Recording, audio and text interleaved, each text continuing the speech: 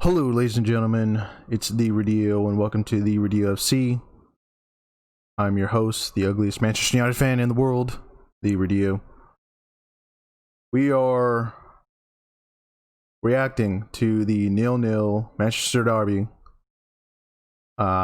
We are going to talk about it, obviously.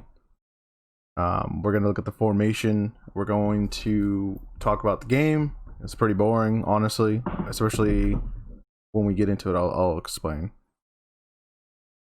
And yeah, I don't know. It didn't feel like a really good derby, honestly. Very boring. And yeah, let's look up how we set up. So this is how we set up for the game. It was a 4-3-1-2 or a 4-2-1-1 or a 4-2-2-2. Pogba was obviously had a little bit more freedom, but obviously City had possession for most of the game, so obviously he's not going to be able to push up, and his distribution of the ball wasn't as effective as I wanted it to be or as predicted. But I think it's just City just pressed enough to where we just couldn't get much started, and when we had our chances, we just kind of blew them. And I knew that was going to be very important for us.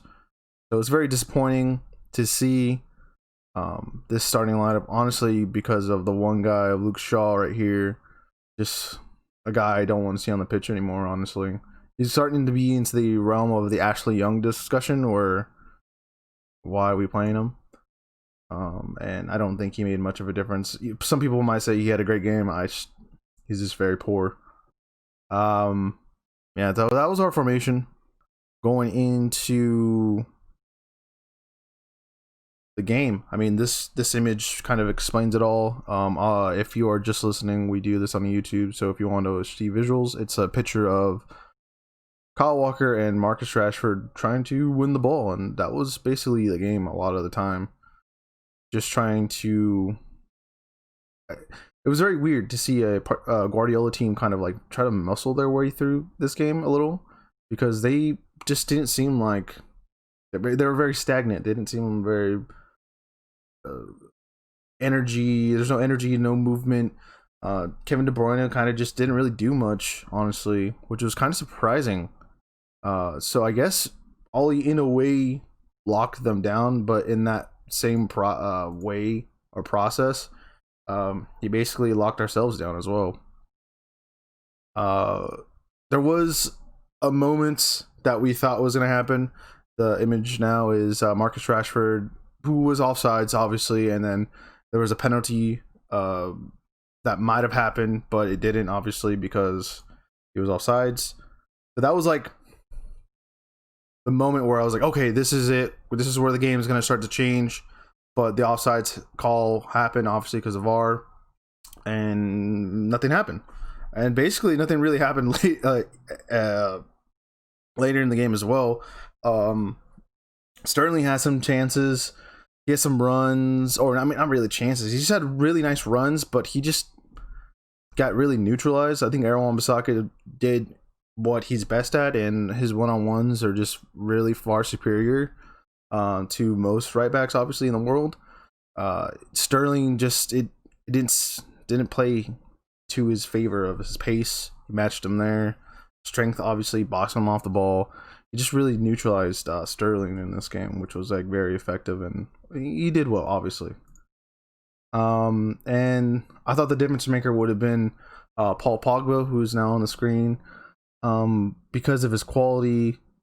Maybe getting a shot from outside the box would have been nice to have seen, but this game just like it didn't. The chances for United were more inside the box, I feel, but nothing really materialized. There was a Scott McTominay back post cross that unfortunately he didn't finish. He kind of whiffed, and then surprisingly there was only 2 subs, so it seemed like neither of the managers were really trying to go after it. Anthony Martial came on in the 74th minute for Mason Greenwood, and then Fernando Torres came on for Mahrez in the 66th minute. So it seemed very like conservative from both sides. Obviously they had the ball a lot. Note as well, Fred got a little bit of a knock. He got a repeated like side body shot. I know one was from Kevin De Bruyne, but I can't remember who else was it from. But he was having some problems with his side of his body or like abdomen. And again, like I wrote down a note, like stock for Luke Shaw is just completely drops. It's still dropping. And then even with that questionable where he pulled more central to cover Kevin De Bruyne, but Mahrez, he just was like by himself. And I'm really surprised that Mahrez didn't finish that, but good on David De Gea. Also, to note, David De Gea did have a pretty good game. He definitely came in the moments that we needed him. Mason Greenwood, you see a little bit of a just like deadly world class player. Around the 43rd minute, he did have this like really nice dribbling run where he basically moved the whole of City's defense and was like trying to line up a shot, and that looked very, very promising. And I know in games like this, he is going to be a very crucial player in the years to come because you can just see it already. Like has somewhat of that confidence in him to do something like that, to just pull it off a worldie, and yeah. I think lastly, really the most important thing, I guess, the reason why we won was because these guys were not involved at all.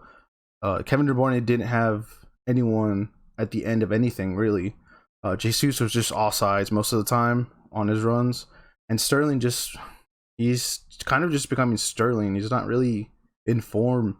He's just kind of a player that hasn't found himself in a while, I guess. If you're a City fan, if you agree or disagree with me, and on the Kevin De Bruyne thing as well, like what is the real problem? Is it because City are not moving the ball as good as they used to, or is it just like everyone just standing around and looking for someone else to be the difference maker? And yeah, that's basically the reaction to this game. It was very boring, especially when it was around the 38th minute to like the end of the half. I was like, oh, I think might be the game. Like this is going to be the rest of the second half, and it kind of was, where each team had like their chances. I think City had like their better chances than United, but United should have finished some of the chances that they had in the game, and especially the Scott McTominay one. It's not that I hate Scott McTominay or like that, or I'm trying to throw him into the bin, but just that if you would have finished that, man, oh, I would have went off. And just for a player that is always been kind of not looked down or just underappreciated as much, it would have been great to see him score another one in this derby. That would have went off. The table. As you can see, we are now in 7th. I think we dropped down once. No, I think we might have dropped down one spot, but as of right now, with all the games played so far after the United City game, this is what we're looking at. We're in 7th with 20 points, and then City is obviously right behind us. Southampton dropped down, and West Ham bumped us all down. Very interesting to see West Ham up there, but seems like they're overachieving. For us, we got Sheffield next, Leeds, and Leicester. So we got to get 6 points out of the next 2 for sure to keep us in contention of anything. We just need the 6 points. Leicester is gonna be a tough game. Obviously, they can be a hit and miss. I think we can get the job done there. I think we can get the 3 points. Like if we get 9 out of the next 3, we're looking really good. We got to stay positive. Yeah, we got to get some players back. We got to get Cavani back.